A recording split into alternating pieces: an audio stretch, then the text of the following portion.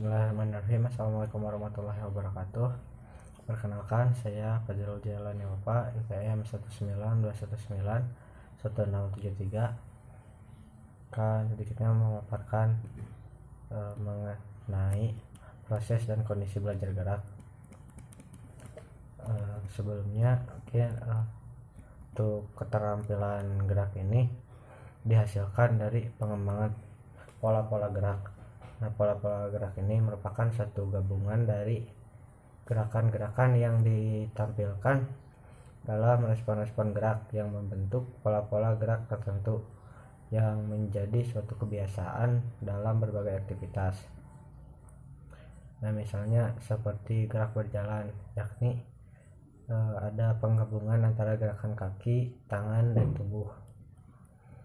Lalu pada saat ketika mereka berjalan menggunakan kaki palsu, melempar baseball, lalu memukul bola tenis, bermain piano, maka sesuatu hal tersebut itu disebutnya keterampilan gerak.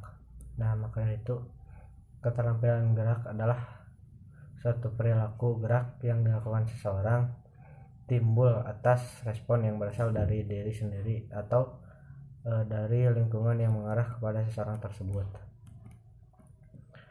Terus mengenai belajar gerak, konsep belajar ini pada umumnya dan belajar gerak ini sebagai belajar perilaku motorik pada khususnya telah dirumuskan dalam berbagai definisi oleh para ahlinya.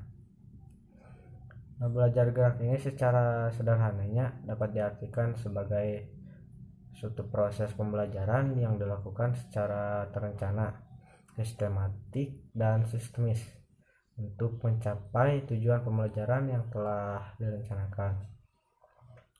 Dalam proses pembelajaran ini, materi pembelajarannya adalah berbagai bentuk keterampilan gerak, baik yang dikemas dalam bentuk permainan maupun dengan latihan ketangkasan. Nah, belajar gerak adalah hasil langsung dari latihan perilaku motorik yang berupa keterampilan ini dipahami sebagai hasil dari latihan dan pengalaman. Nah, hal ini dipertegas dengan perubahan yang terjadi seperti faktor kematangan dan juga faktor pertumbuhan. Nah, faktor-faktor yang menyebabkan perubahan perilaku meskipun dapat disimpulkan gitu perubahan itu karena belajar. Nah, sama halnya dengan persoalan tersebut, peningkatan kemampuan fisik dapat menyebabkan peningkatan keterampilan seseorang dalam satu cabang olahraga, sehingga dapat dibuat kesimpulan yang salah bahwa perubahan itu karena belajar. Nah, untuk proses belajar gerak ini banyak ahli itu yang berpendapat bahwa belajar keterampilan motorik ini berlangsung melalui beberapa tahap. Motorik ini merupakan media dalam mempelajari pendidikan jasmani dan olahraga. Nah, oleh karena itu tahap-tahap belajar yang dilakukan adalah sama dengan orang belajar keterampilan yang lainnya. Nah, banyak juga gitu yang pendapat gitu dalam bahwa menggambarkan motorik ini, belajar motorik ini terdiri dari tahap-tahap penguasaan, penghalusan, dan penstabilan motorik ataupun keterampilan teknik olahraga. Nah, ada beberapa tahapan, yakni di tahapan kognitif. Ya, pada tahap ini yang dimulai dalam mempelajari suatu tugas baru yang dibutuhkan informasi cara melaksanakan tugas gerak yang bersangkutan dengan benar. Nah, maka oleh karena itu pelaksanaan tugas gerak ini diawali dengan menerima informasi dan pembentukan pengertian. Lalu pada tahap ini juga merupakan tahap awal dalam belajar motorik. Nah, seringkali terjadi beberapa suatu kejutan berupa peningkatan yang besar bila dibandingkan dengan kemajuan pada tahap-tahap berikutnya. Gerakan yang diperagakan oleh atlet pun ini kelihatannya masih kaku dan kurang terkoordinasi serta kurang efisien, bahkan hasilnya pun kurang konsisten. Lalu pada tahap kedua ada tahapan asosiatif,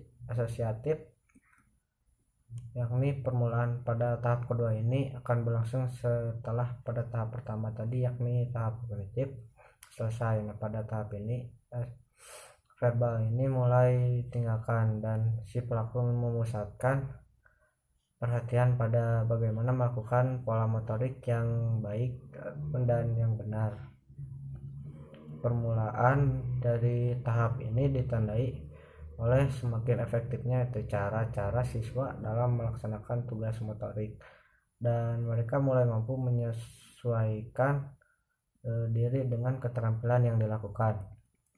Nah, setelah melewati dua tahap yang tadi, maka akan ada tahap otomatisasi. Nah, tahap otomatisasi ini merupakan tahap paling akhir dari belajar motorik. Pada fase ini siswa itu mampu melakukan seluruh rencana pelaksanaan secara otomatis atau tanpa disadari sama sekali. Nah, seorang itu telah mencapai rangkaian gerakan melalui latihan yang sungguh-sungguh dan rentangan kesalahan mulai berkurang. Lalu pola gerakan sementara telah disempurnakan dan siswa melakukan seluruh pola gerakan secara otomatis dengan hasil yang cukup memuaskan. Nah, yang menarik dalam hal ini adalah pelaksanaan tugas gerak yang dihasilkan atau yang dilaksanakan ini tidak terganggu oleh kegiatan lain yang terjadi secara simultan, dan siswa tidak terlalu banyak menumpahkan perhatian pada tugas gerak yang sedang dilaksanakan. Ada satu keuntungan gitu dari otomatisasi gerakan ini. Siswa akan dapat memproses informasi penting yang lain yang dapat menunjang tugas gerak ini, seperti taktik bermain yang harus digunakan pada saat bermain. Untuk selanjutnya ada kondisi belajar gerak, yakni kondisi belajar gerak ini merupakan suatu keadaan yang diperlukan agar proses belajar gerak dapat berlangsung ke arah pencapaian tujuan. Keadaan yang diperlukan itu meliputi keadaan yang perlu ada pada diri seorang pelajar atau seorang siswa, dan keadaan yang ada di luar diri para pelajar yang berpengaruh atau yang dikenakan pada diri pelajar. Contohnya dalam mungkin sebagai contoh gerakan ini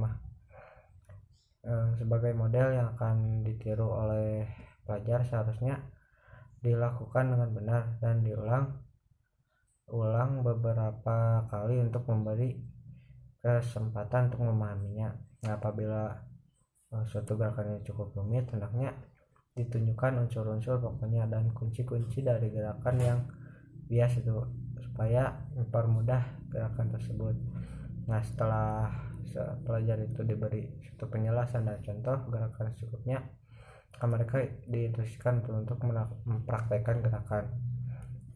Mempraktekkan gerakan ini merupakan kegiatan utama itu yang melibatkan aktivitas fisik. Maka dari itu pelajar harus secara berulang melakukannya agar gerakannya dapat dipelajari.